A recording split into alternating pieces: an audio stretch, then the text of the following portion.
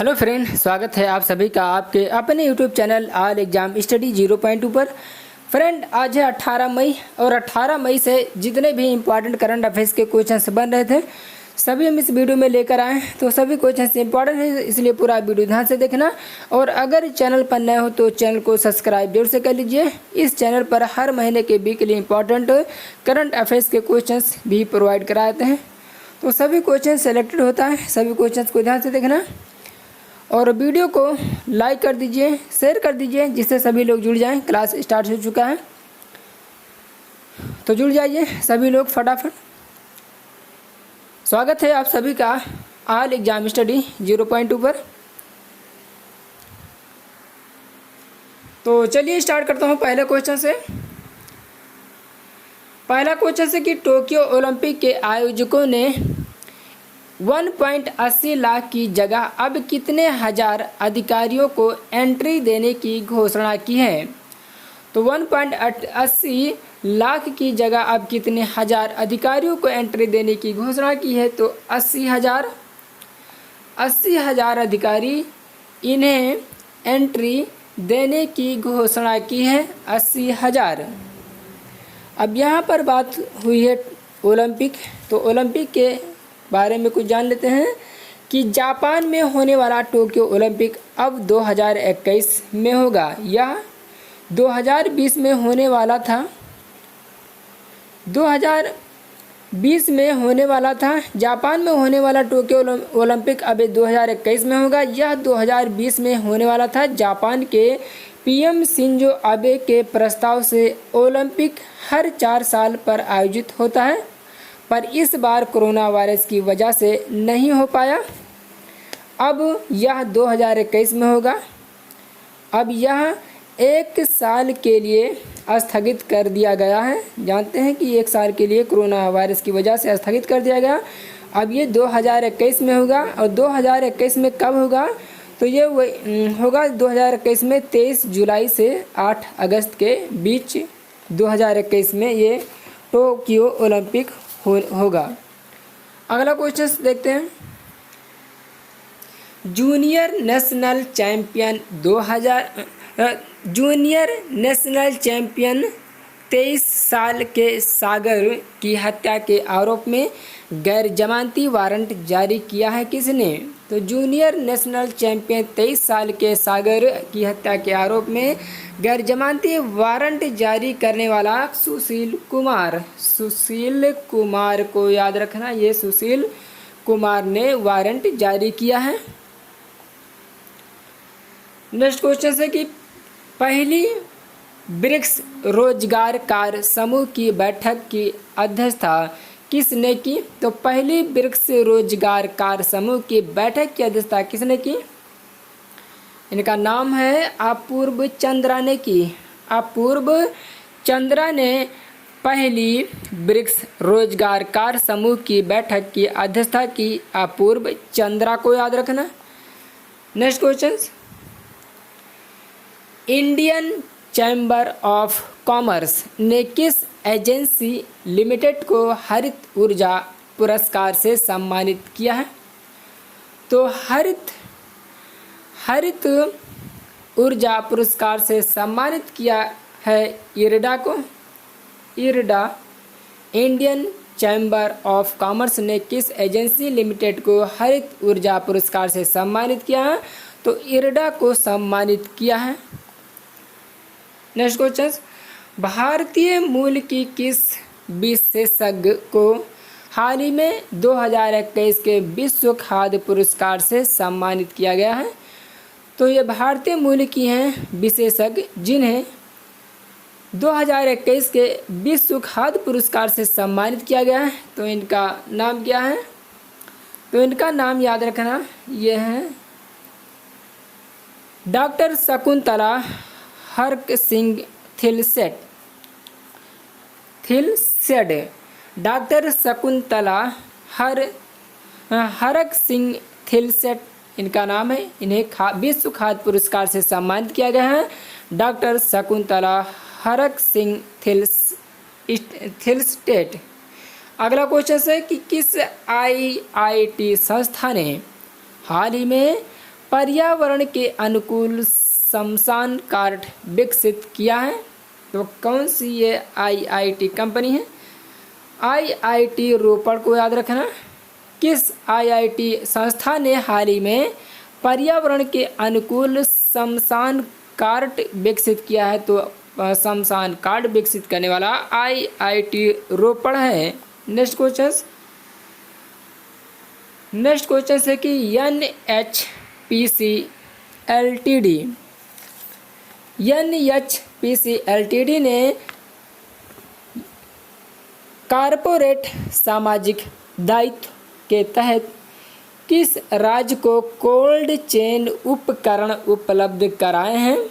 तो NHPC limited ने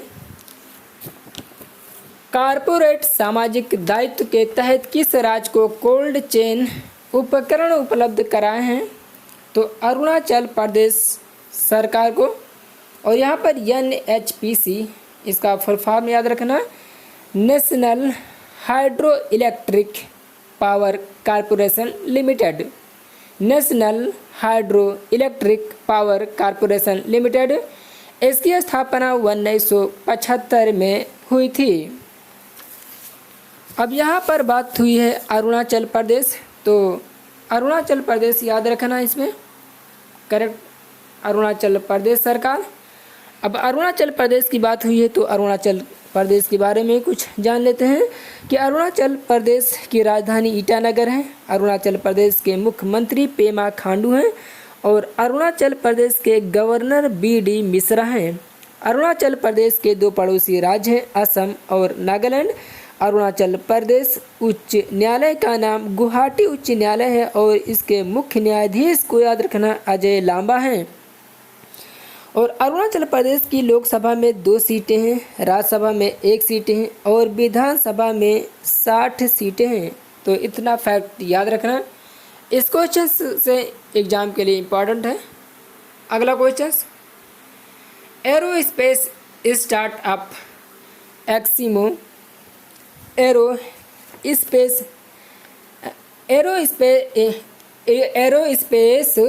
startup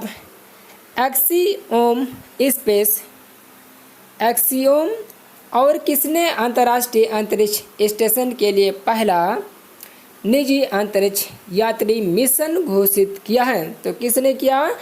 aerospace startup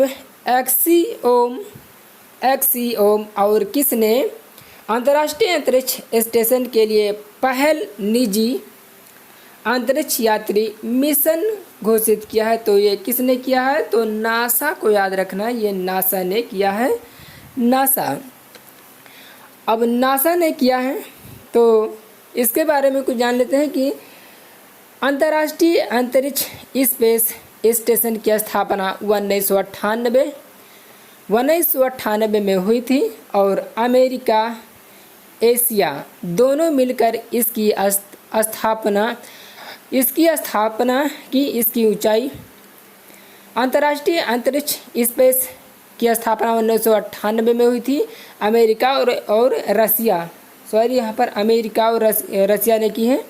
America और रसिया दोनों ने मिलकर इसकी स्थापना की। इसकी ऊंचाई लगभग 400 किलोमीटर के आसपास है। सन 2022 तक एक मिशन जाएगा जिसका नाम एक्सियोम मिशन है। ये नासा के साथ एक प्राइवेट कंपनी, एक निजी अंतरिक्ष यात्री पहला मिशन होने वाला है सन 2022 में।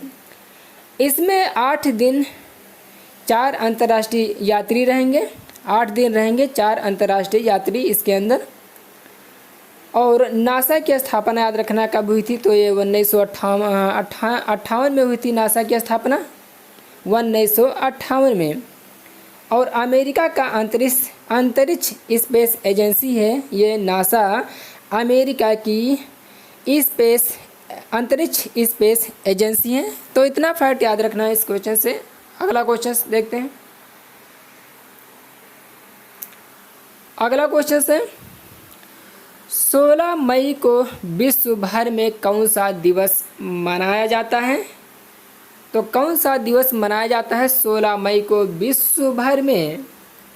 तो अंतर्राष्ट्रीय प्रकाश दिवस मनाया जाता है। अंतर्राष्ट्रीय प्रकाश दिवस 16 मई को विश्व भर में कौन सा दिवस मनाया जाता है? तो अंतर्राष्ट्रीय प्रकाश दिवस मनाया जाता है। अगला क्वेश्चन देखते हैं,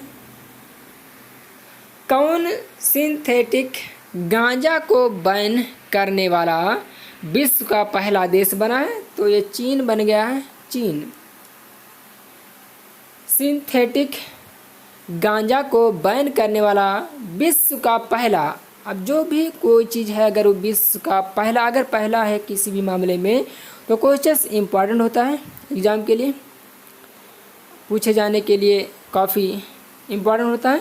तो सिंथेटिक गांजा को बैन करने वाला विश्व का पहला देश कौन बन गया है? तो चीन बन गया है। चीन, अब चीन बना है तो चीन एशिया महाद्वीप में स्थित है और चीन और भारत के बीच एक रेखा है, इंटरनेशनल बॉर्डर रेखा, इसका नाम भी पूछा जाता है। इंपॉर्टेंट क्वेश्चन से ये पूछा जाता है कि इसका नाम क्या है? तो ये इसका नाम मैकमोहन रेखा है। चीन और भारत के बीच जो इंटरनेशनल बॉर्डर लाइन का रेखा है तो इसका ये रेखा मैकमोहन रेखा है। और चीन की सबसे लंबी नदी यांगत्सी है, यांगत्सी, और ये एशिया की सबसे लंबी नदी है।